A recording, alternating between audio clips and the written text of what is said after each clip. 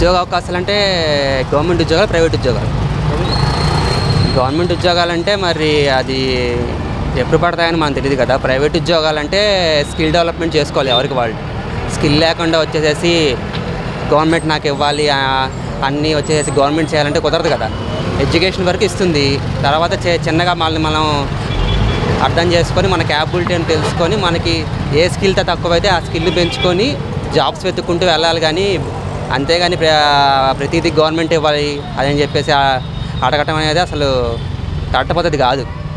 ఎవరైనా సరే కొంతవరకే తీసుకొచ్చిస్తారు, కానీ ప్రతిదీ నువ్వే మాకు ఉద్యోగం లేకపోతే నువ్వే కూర్చోబెట్టి మేపు అని అడగటం అనేది కరెక్ట్ పద్ధతి కాదు. స్కిల్ డెవలప్ చేసుకోవడానికి సహాయం అడిగితే అదో పద్ధతి, అంతేగాని నాకు ఉద్యోగమే కావాలి డైరెక్ట్గా సచివాలయంలో ఉద్యోగం కావాలి, అక్కడ ఉద్యోగం కావాలి అనటం కరెక్ట్ పద్ధతి కాదు అసలు.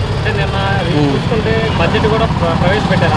బడ్జెట్ ప్రవేశపెట్టారు. అవును అవును. క్యాపిటల్ డెవలప్మెంట్ అయితే ఉద్యోగ అవకాశాలు కానీ అభివృద్ధి. క్యాపిటల్ డెవలప్మెంట్ అంటే అది అప్పుడే అవ్వదండి, అది లాంగ్ టైం ప్రాసెస్ అది. సో మనం పెట్టంగానే కంపెనీస్ రావు. సో నా ఐడియా ఏంటంటే ప్రస్తుతానికి వర్క్ ఫ్రమ్ హోమ్ ఇస్తే సో బెంగళూరు, హైదరాబాద్లో ఉన్న వాళ్ళందరూ ఇక్కడికి వస్తారు. సో ఎప్పుడైతే వర్క్ ఫ్రమ్ హోమ్ స్టార్ట్ అవుతుందో అప్పుడు ఇక్కడ ఒక చిన్న చిన్న బ్రాంచులు పెడదామని చెప్పేసి ఐడియాస్ వస్తాయి. సో ఇప్పుడు కంపెనీస్ రావాలంటే వాళ్ళకి బోల్డ్ ఫెసిలిటీస్ ఇవ్వాలి మనం. జిఎస్టీ పరంగా బయటికి చెప్పేవి కొన్ని ఉంటాయి, బయటికి చెప్పలేని ఉంటాయి కొన్ని. సో అన్ని ఫెసిలిటీస్తో వచ్చిన నెక్స్ట్ గవర్నమెంట్ చంద్రబాబు నాయుడు వస్తాడని గ్యారంటీ లేదు, అంతే కదా. మళ్ళీ జగన్ కానీ ఎవరైనా వస్తే మళ్ళీ ఆ కంపెనీ ఉంటుందని గ్యారంటీ లేదు. సో ఫస్ట్ ఒక స్టేబుల్ గవర్నమెంట్ లేదు ఇక్కడ. స్టేబుల్ గవర్నమెంట్, స్టేబుల్ అడ్మినిస్ట్రేషన్ ఉన్నప్పుడే కంపెనీలు రావడానికి ఇష్టపడతాయి. సో న్యూస్ ఛానల్స్లో ఆ కంపెనీ వస్తుంది, ఈ కంపెనీ వస్తుందని చెప్పినంత మాత్రం అవి రావు అవి. సో ఫస్ట్ గవర్నమెంట్ని స్టెబిలైజ్ చేసి దాని తర్వాత కంపెనీస్ ఆటోమేటిక్గా వచ్చేస్తాయి. సో మనమేమి కష్టపడాల్సిన అవసరం లేదు, ఒక కంపెనీ వస్తే చాలు, మిగతా అన్నీ వచ్చేస్తాయి. సో ఫస్ట్ గవర్నమెంట్ని స్టెబిలైజ్ చేయడం అనేది చాలా ఇంపార్టెంట్. సో దాని తర్వాత మనమేమి వాళ్ళ దగ్గరికి వెళ్ళి అడగాల్సిన అవసరం లేదు, మీటింగ్ పెట్టుకోవాల్సిన అవసరం. వాళ్ళే మన దగ్గరికి వచ్చి పలానా చోట మాకు కావాలి ల్యాండ్, మేము పెట్టుకుంటామని అడుగుతారు. ఫస్ట్ వచ్చేసేసి ఆంధ్రప్రదేశ్లో ప్రస్తుతం యువతకి స్కిల్ లేదు. సో మనకి జనరల్గా జాబ్స్ అనేవి సాఫ్ట్వేర్ సెక్టార్లోనే ఉన్నాయి హై రేంజ్. సో గవర్నమెంట్ సెక్టార్లో అనేవి లేవు. సో ప్రస్తుతానికి కొంతవరకు గవర్నమెంట్ సెక్టార్ని పక్కన పెడతాం.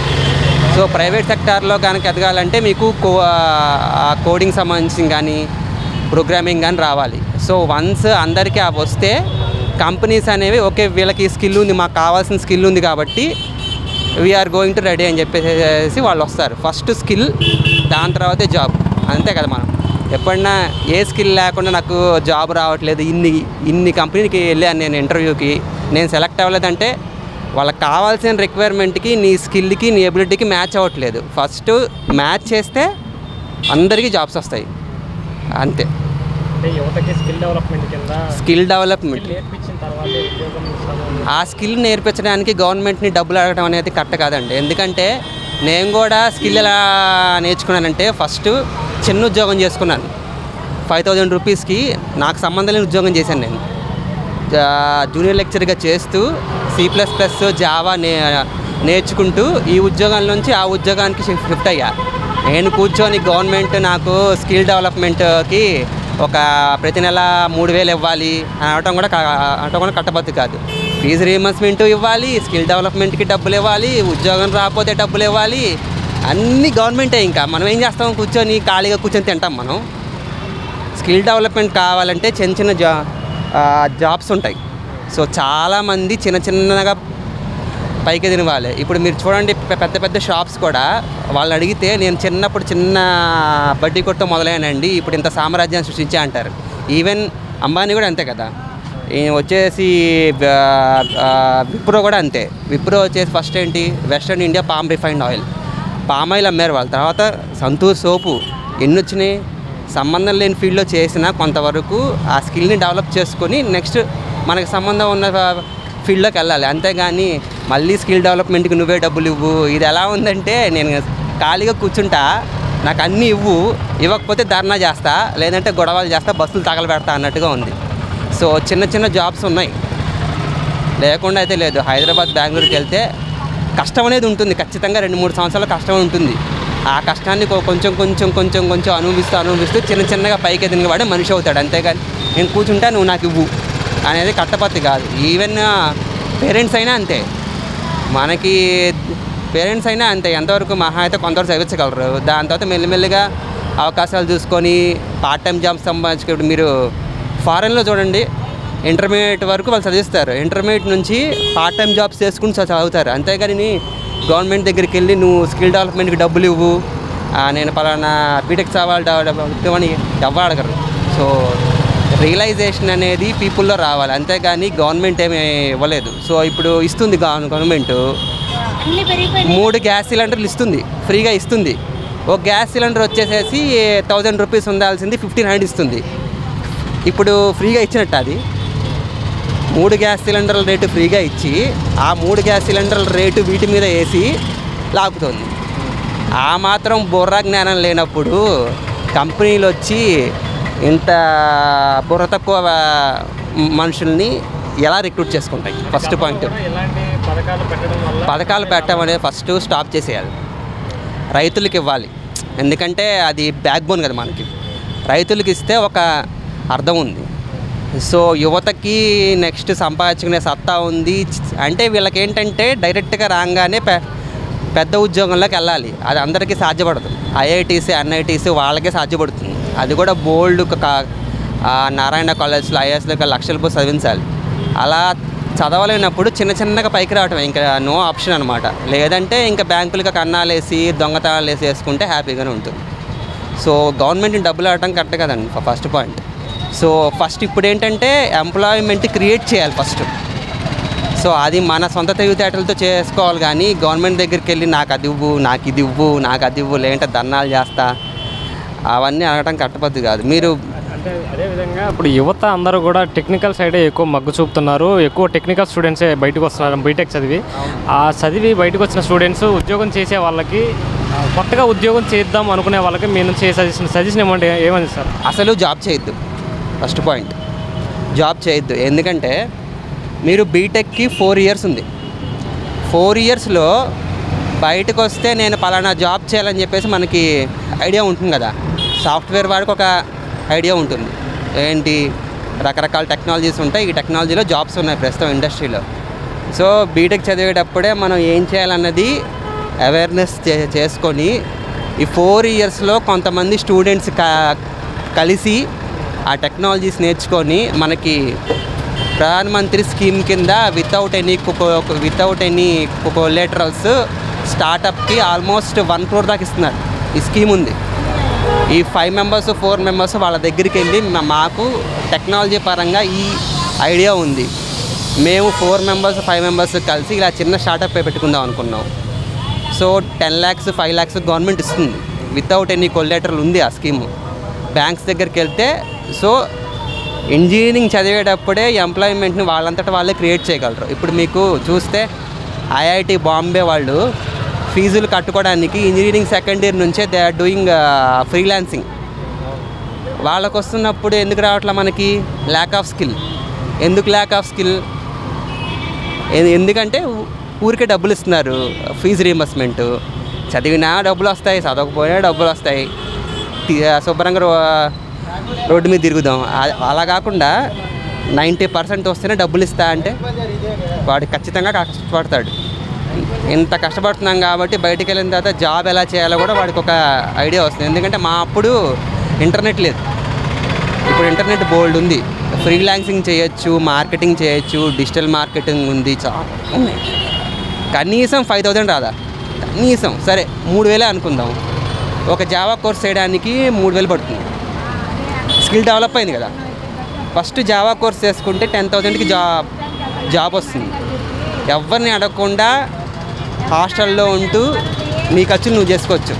వన్స్ 2 years ఎక్స్పీరియన్స్ చేసినట్టు 12 lakhs వస్తుంది, ఈజీగా 12 lakhs వస్తుంది. నాకు చెప్పొద్దు, ఎందుకంటే నేను అదే సెక్టార్లో ఉన్నా కదా. 2 years ఎక్స్పీరియన్స్ 12 lakhs.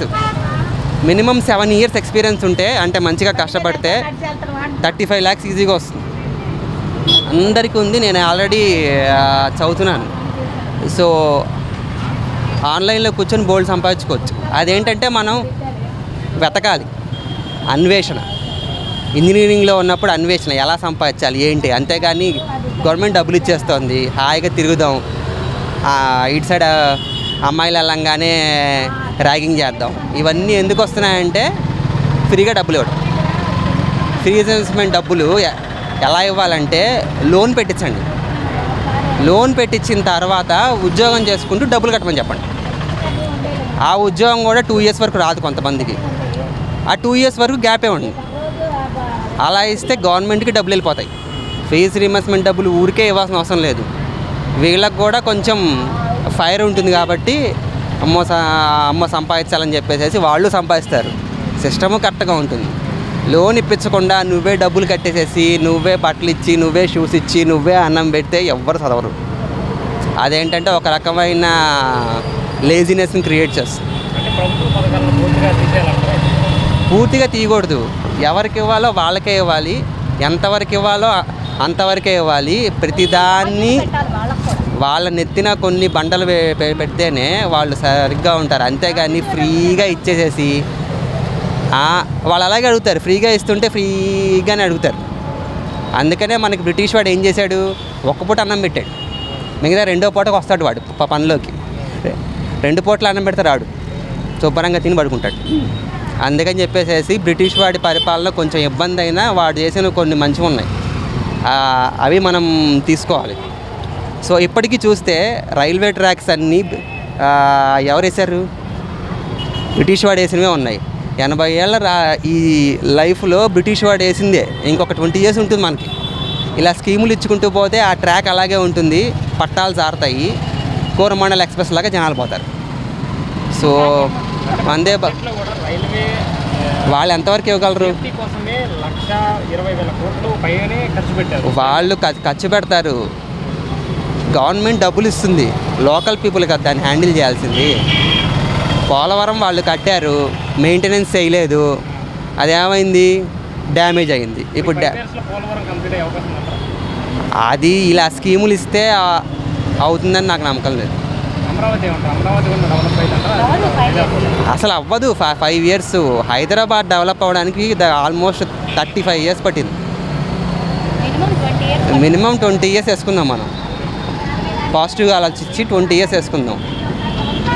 ఇప్పుడు అమరావతి డెవలప్ అవ్వాలి. ఫస్ట్ వాళ్ళు ఏం అడుగుతున్నారంటే స్టెబిలైజర్ గవర్నమెంట్ లేదు, జగన్ వస్తే బ్యాటరీ కంపెనీ ఉంది గుర్తుందా, అటు సైడ్ అమర్ రాజా కంపెనీ లాగా బయటికి వెళ్ళిపోవాల్సి వస్తుంది. ఎస్టాబ్లిష్ అయిందా లేదంటే వచ్చి వాళ్ళు పెట్టాల్సినవి అన్నీ పెడతారు, మేము ఎందుకు రావాలో అడుగుతున్నారు. దానికి చంద్రబాబు నాయుడు ఏం చెప్తాడు అనేది మనకు తెలియదు. సో ఆ కంపెనీస్ రావట్లేదు ఇప్పుడు. వాళ్ళని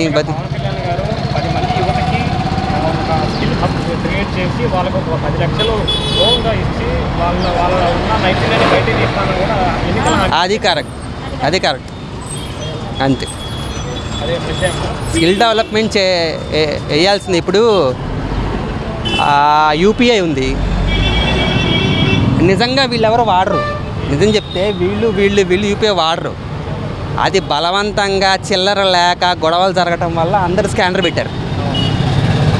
ఒకవేళ కనుక ఈ స్కానర్ పెట్టకపోతే ఎవరి అకౌంట్లో ఎవరు ఎంత సంపాదించినా తెలియదు. సో ఇప్పుడు అదంతా గవర్నమెంట్కి వెళ్తుంది కదా లెక్క. సో అలా కొన్ని బలవంతంగా చేయించాల్సిందే, అది తప్పదు. స్కిల్ డెవలప్మెంట్ వాళ్ళంతటి వాళ్ళ అవ్వాల్సిందే. సో మనకి పాస్ట్ 50 yearsలో డబ్బులు ఇవ్వటం తప్ప ఏం లేదు, చిల్లర కోసం గొడవ. ఇప్పుడు వాళ్ళే స్కానర్ పెట్టమంటున్నారు. ఇప్పుడు చూడండి, ఇందాక నేను కూడా డబ్బులు ఇస్తే కనుక వద్దు స్కానర్ చేసేయమంటున్నారు. సో కొంతవరకు బలవంతంగా చేయించాల్సింది, కొంత వాళ్ళంతా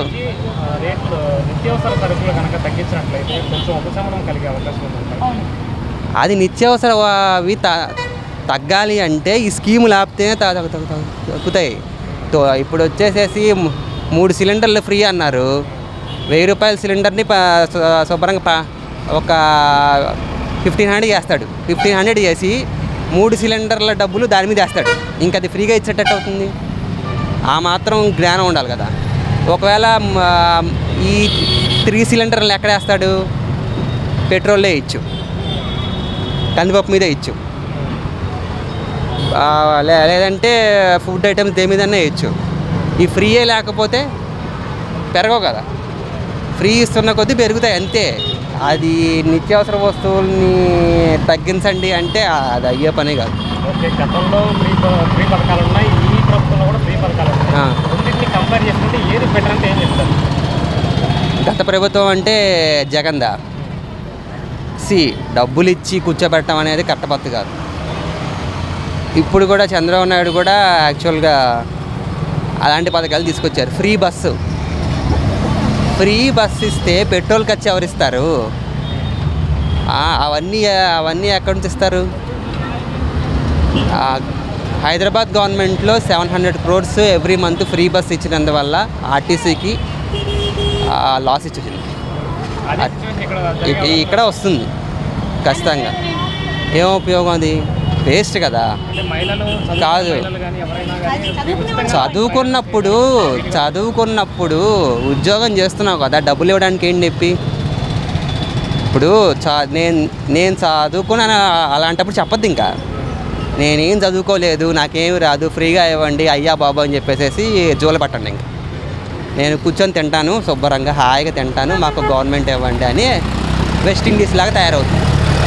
వెస్టిండీస్లో ఒక పవన్ కళ్యాణ్ గారి గురించి నాకు తెలియదండి. ఎందుకంటే ఆయనకి అడ్మినిస్ట్రేషన్కి సంబంధం లేదు. ఫస్ట్ ఆయన యాక్టింగ్ పరంగా ఆయన గురించి చెప్పంటే చెప్పచ్చు, కానీ అడ్మినిస్ట్రేషన్ను ఒక రాజులాగా పరిపాలించాలంటే ఆయనకి ఆ స్కిల్ ఉందో లేదో నాకు తెలియదు. లేదని చెప్పట్లేదు, ఉందని చెప్పట్లేదు. నేను ఆయనకి ఆ స్కిల్ ఉందో నాకు తెలియదు. సో అది ఆయన తనకున్న స్కిల్ని ఈ 5 yearsలో బయట పెట్టుకుంటే దాన్ని బట్టి ఆలోచించవచ్చు. నెక్స్ట్ టైం ఛాన్స్ అంటే మనకి ఎలా ఉండాలంటే ఈ ఫ్రీలు ఆపేసేసేసి ఎవరి సంపాదన వాళ్ళు సంపాదించుకునేట్టుగా ఉండాలి. అంతేగాని ఇప్పుడు గవర్నమెంట్ ఫ్రీ ఇస్తుంది. యాక్చువల్గా మన ఇండియన్ గవర్నమెంట్ బోల్డ్ అప్పు కట్టాలి వచ్చేసి వరల్డ్ ట్రేడ్ సెంటర్కి. ఆ అప్పు కట్టాలి అంటే ఈ ఫ్రీలో మొత్తం ఆపేయాల్సింది. వృద్ధులకి ఎందుకు? వాళ్ళ పిల్లలు వాళ్ళని చూసుకోవాలి కదా. చిన్నప్పుడు వచ్చేసేసి పేరెంట్స్ వాళ్ళని చూశారు, ఉన్నా లేకపోయినా ఏదో పెట్టారు, మొత్తానికి బట్టలు ఇచ్చారు. వృద్ధులను చూసుకోవాల్సిన బాధ్యత వీళ్ళది.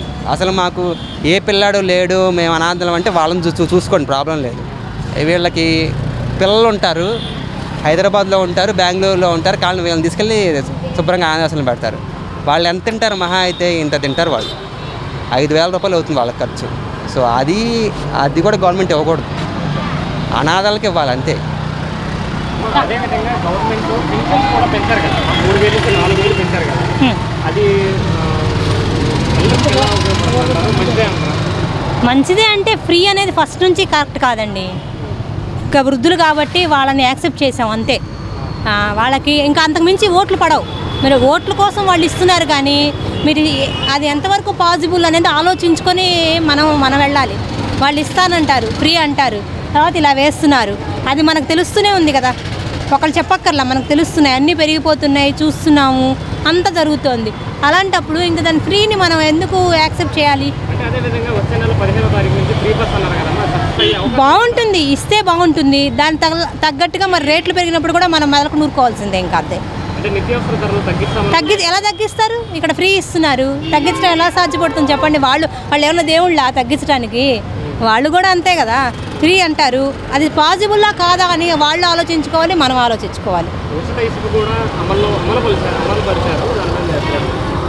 ఉచిత ఇసుక అనేది ఇవ్వచ్చండి కొన్నాళ్ళు, ఎందుకంటే మనం బాగుపడాలంటే కొన్ని చెయ్యాలి. ఇసుక అనేది ఇస్తే కొంచెం డెవలప్ అయిందనుకోండి, అందరికీ జాబ్స్ వస్తాయి, ఎకానమీ పెరుగుతుంది, అప్పుడు మనం హ్యాపీగా ఉంటాం కదా. ఇప్పుడు హైదరాబాద్ ఎలా డెవలప్ అయిందో కొన్ని తప్పదు, కొన్ని ఫ్రీ అనేది తప్పదు. ఒక టైం వరకు ఇవ్వాలి ఫ్రీ అనేది, తర్వాత ఆపేయాలి. అలా చేసుకోవాలి. కానీ వాళ్ళు ఫ్రీ ఇస్తున్నారు, మనం తీసుకుంటున్నాం, మనకు వెనకాల పెరుగుతుంది, అది మనం ఆలోచించుకోవాలి. ఓట్ల కోసం వాళ్ళు అంటారు, ఇస్తామని అంటారు, ఇస్తారు, తర్వాత మన్నెత్తినే రుద్దుతున్నారు, అది మనం తెలుసుకుంటున్నాము. ప్రజల్లో చైతన్యం రావాలి, వాళ్ళల్లో మార్పు రావాలి. మాకొద్దు, మాకు ఇంతవరకు ఇవ్వండి. ఎవరైనా ఇప్పుడు కారులో వెళ్తున్నారు, వీళ్ళకి అదేంటి యుద్ధ పెన్షన్ తీసుకుంటున్నారు, వాళ్ళు కూడా అలాంటి వాళ్ళు స్వచ్ఛందంగా మాకొద్దు, మమ్మల్ని మేము పోషించుకోగలం, మా పిల్లలు ఇలా ఉన్నారు అని తెలుసుకొని వాళ్ళు రావాలి.